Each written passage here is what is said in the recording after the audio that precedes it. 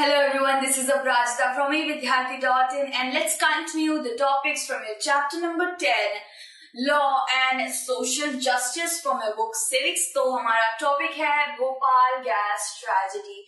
अब एक ऐसा टॉपिक है मतलब कि इसमें कुछ खुशी होने की बात नहीं है, ना ही मतलब यहाँ पे इवन पिक्चर्स तक नहीं डाल पाई मैं, क्योंकि ये इतना ज्यादा ट्रेजेडिक एक सिचुएशन थी। एक ऐसे वक्त पे भी इंडिया गुजरा है, वो सोच के काफी ज्यादा बुरा लगता है। क्योंकि ये जो टॉपिक है ये जानकारी तो बहुत देगा, इंफॉर्मेशन बहुत देगा, क्योंकि ये जो टॉपिक है ये बहुत ही ज्यादा अंडररेटेड है। लोगों को पता ही नहीं है कि ऐसा सच में कुछ हुआ था।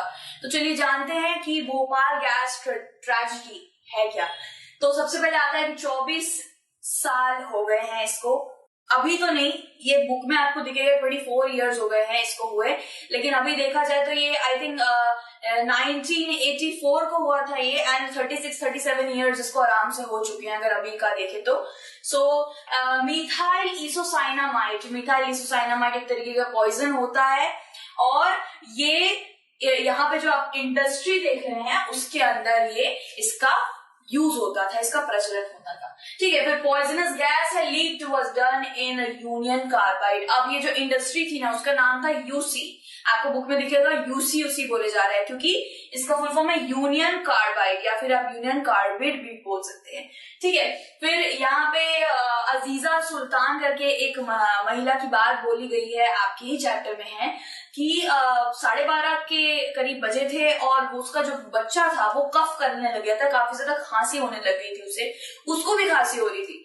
तो वो जब उठी तो उसकी आंखें जलने लग गई और वो आसपास देखने लग गई, तो भगदड़ मची हुई थी, लोग इधर उधर भाग रहे थे।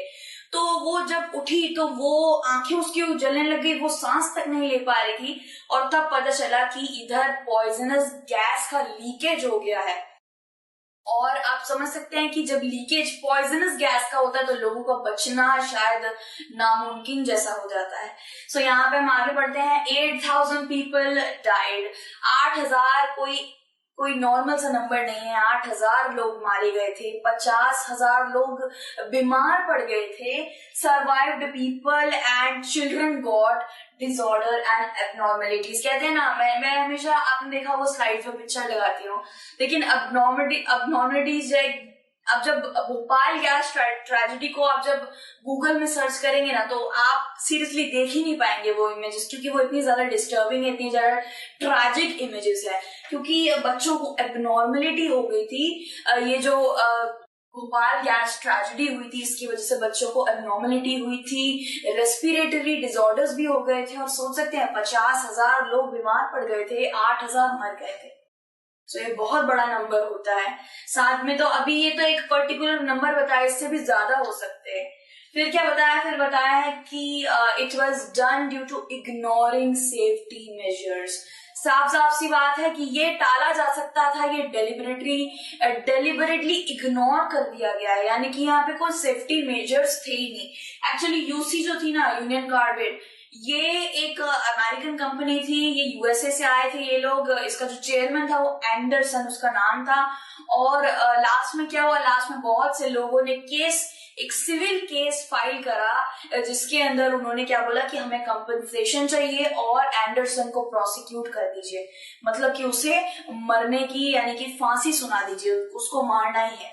लेकिन आज तक वो तो चला गया भाई, वो इस इंडस्ट्री का काम तो उसने रोक दिया, लेकिन वो चला गया। और जितनी भी पॉइजनस गैस थी, केमिकल्स थी जो रिवर में बह गए और जो कितने ज्यादा एनवायरनमेंट को पोल्यूट करके चले गए, उसको विदाउट क्लीन करके वो फरार हो गया यूएसए। और जितने भी लोग थे उन्होंने 1984 या 5 के वक्त पे उन्होंने एक सिविल केस फाइल किया था, जिसमें उन्होंने 3 बिलियन का कंपनसेशन मांगा था। और इवन 3 बिलियन का कंपनसेशन फाइल भी हो गया था, मिलने भी वाला था, लेकिन बाद में कुछ 400 और 400-450 के करीब मिलियन में उनको इतना लो कंपनसेशन मिला। आप देखिए नंबर, देखिए कितने बड़े नंबर है ये, 8,000, 50,000। तो इतने लोगों के लिए क्या सच में इलाज के लिए सिर्फ 400 से 500 मिलियन काफी होंगे? सो नहीं होंगे, राइट। एंड बुरी बात यह है कि अभी तक जस्टिस डिनाइड ही है, जस्टिस हाफ ही मिला है, ओनली कंपनसेशन मिली है अभी तक। और इस केस को चलते चलते 1984 से लेके 1989 तक ये चला था एंड 5 साल के बाद इनको कंपनसेशन ग्रांट हुई थी। तो आप सोच सकते हैं कि यहाँ पे थोड़ी बहुत डिनाई हुआ है जस्टिस, और लोगों को पता नहीं कैसी, लोगों को आज भी आप भोपाल में देखिए तो आपको थोड़े बहुत एबनॉर्मल बच्चे दिख जाएंगे, तो वहीं से आपको पता चल जाएगा कि वो भोपाल गैस ट्रेजेडी के शिकार हुए थे।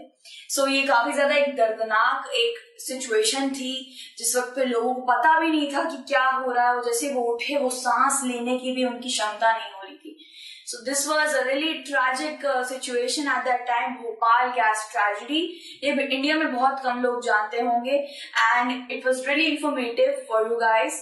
So ये जो टॉपिक है ये इतना ही था, बाकी जितने भी टॉपिक्स हैं वो हम नेक्स्ट वीडियो में कंटिन्यू करेंगे। Till then take care, bye bye.